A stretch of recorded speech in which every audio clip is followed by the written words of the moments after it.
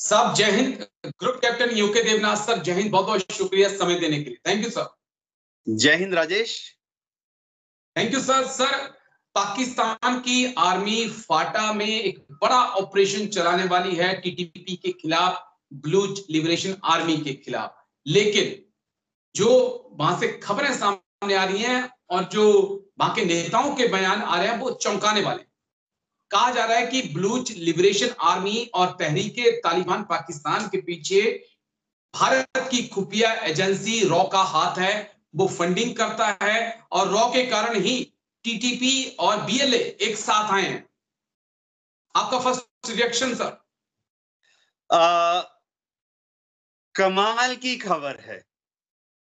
पाकिस्तान की intelligence agencies, Pakistan की establishment, वहां की आर्मी, वहां की आईएसआई, जब वो टीटीपी को नहीं दबा पाते, जब वो बीएलएचए को नहीं दबा पाते, तो भारत को दोषी करार देते हैं। उन्होंने ऐसे वाले लांछन भारत के ऊपर पहले भी बहुत बार लगाए हैं। वो कहते हैं भारत उनको सपोर्ट करता है। अरे भाई, भारत उनको सपोर्ट क्यों करेगा? हम भारत में खुश हैं। भारत दुनिया के अग्रणी देशों में से है। इकोनॉमिक डेवलपमेंट बहुत अच्छी हो रही है। और तो और चीन भी हमसे आकर टेबल पे बातचीत करता है। अमेरिका, रूस, फ्रांस, इंग्लैंड भारत को इज्जत देते हैं। ईरान भारत का मजबूत दोस्त बन गया है। अफगानिस्तान से, तालिबान से हमारे रिश्ते ठीक ठाक हैं। तो हम क्यों पाकिस्तान में बेवजह घुसकर टीटीपी को और बीएलए को सपोर्ट करेंगे? पाकिस्तान को चाहिए कि अपने गरेबान में झांके कि उनकी जो पॉलिटिशियंस हैं, उनके जो राजनीतिज्ञ हैं, उनके जो डिप्लोमेट्स हैं, वो टीटीपी के साथ और बीएलए के साथ फेल हो गए हैं। कोई भी होम मिनिस्टर खड़ा होकर पाकिस्तान में बयान दे देता है जी हिंदुस्तान जो है, रॉ जो है इनकी मदद कर रही है। ऐसे झूठे आरोप वो पहले भी लगा चुके हैं। हमारे नेवी के एक इनोसेंट कमांडर जादव को उन्होंने अरेस्ट किया हुआ है, 1 दशक से जेल में रखा हुआ है। आज तक एक भी छोटा सा सबूत भारत सरकार के सामने नहीं रख पाए हैं। बस वो क्या करते हैं, एक हवा में छोड़ देते हैं। ये हिंदी में कहावत है, अगर प्रूफ है तो दीजिए, अगर प्रूफ नहीं है तो प्रूफ जमा कीजिए। भारत को डिप्लोमेटिक लेवल पर कॉन्फिडेंस में लीजिए। ऐसा कुछ नहीं है। वो प्रेस में एक स्टेटमेंट जारी कर देते हैं। तो ऐसे तो बात आगे नहीं बढ़ेगी ना। यानी वो सिर्फ कोशिश कर रहे हैं कि उनके अपने घर में जो गड़बड़ियां हैं उसका दोषारोप भारत पर कर दें। ये सही बात नहीं है, मैच्योर दृष्टिकोण नहीं है जी।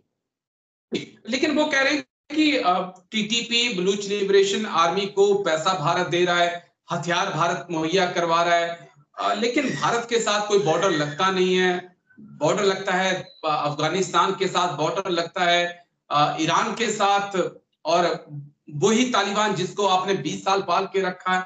यानी कि चीजें आपके कंट्रोल में नहीं है। लेकिन कह रहे हैं कि जो मिलिटेंट हैं, जिनकी भारत में भारत हत्या करवा रहा है, पाकिस्तान में जो हत्याएं हो रही हैं, उसके पीछे भी रॉ को जिम्मेदार ठहराया जा रहा है। उससे कैसे आप देखते हैं? क्या वाकई में ऐसी पॉसिबिलिटी है? राजेश, ये दिखाता है कि पाकिस्तान जो है कितनी बेसब्री से ये इंतजार कर रहा है कि अपनी कमजोरियों को कैसे छुपाएं। भला हमारी रॉ पाकिस्तान में घुसकर उनके आतंकवादियों को कैसे मार सकती है? पाकिस्तान एक सार्वभौम देश है। उनका अपना गृह मंत्रालय है, उनकी अपनी इंटरनल पुलिस है, उनकी अपनी इंटेलिजेंस ब्यूरो है।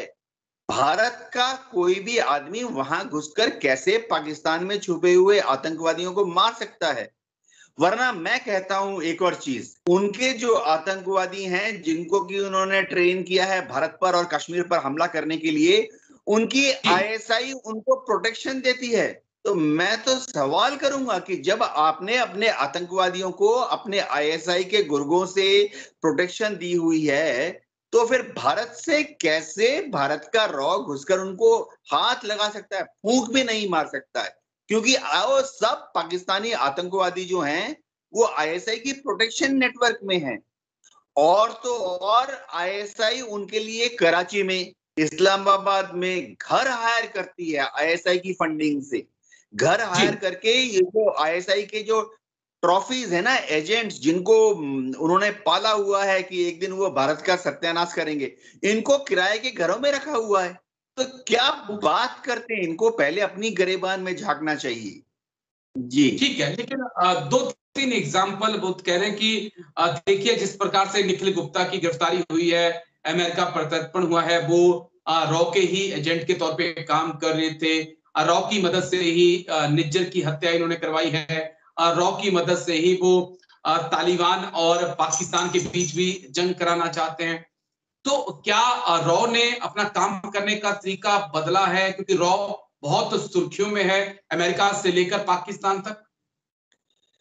राजेश, सबसे पहले तो भारत सरकार ने इसका खंडन किया है। क्या निज्जर, क्या पन्नू, भारत सरकार बोल रही है कि आप हमें जुडिशियरी से मान्य एविडेंस दीजिए। देखिए, सिर्फ एविडेंस अगर कनाडा या अमेरिका हमें देता है या पाकिस्तान हमें देता है, वो तब तक मान्य नहीं है जब तक कि इंटरनेशनल रूल के हिसाब से, जुडिशियल जो मापदंड है उसके हिसाब से वो एविडेंस जो है वो मान्य हो।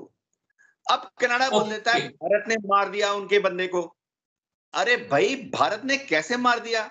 वो ये सारे चरसिए हैं, ड्रग्स के डील में हैं, माफिया डीलर्स हैं कनाडा में, अमेरिका में, ये सब जो हैं इंटर गैंग राइवलरी में फंसे हुए हैं। अपना डोमेन, अपना एरिया कंट्रोल करने के लिए आपसी लड़ाई झगड़े में मारे जाते हैं।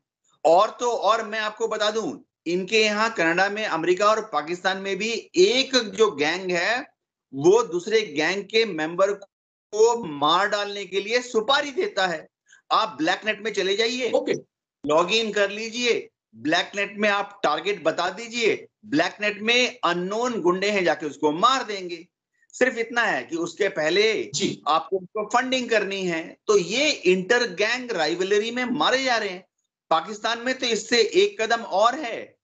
आईएसआई ने जो अपने गुंडे पाले हुए हैं, वो अपने ओके, आईएसआई का कार्ड खेलते हुए वो अपनी जो हथियारों की स्मगलिंग करते हैं, ड्रग्स की स्मगलिंग करते हैं, वो अपना इलाका बढ़ाना चाहते हैं।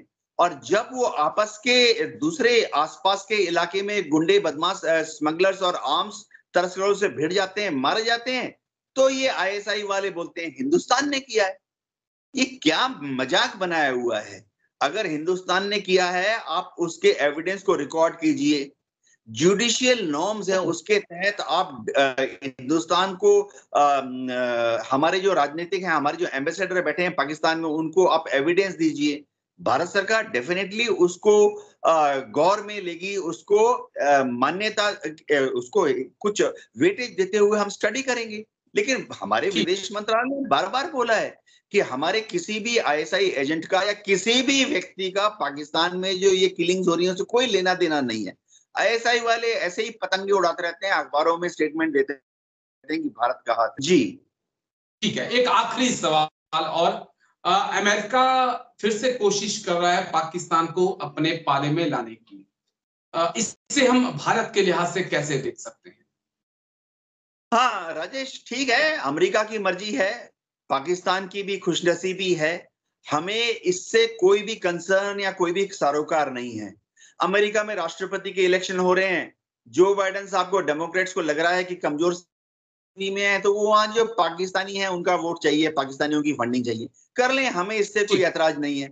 अमेरिका को पाकिस्तान चाहिए क्योंकि पाकिस्तान से ही अमेरिका अफगानिस्तान में जो गतिविधियां हैं उस पर नजर रखता है।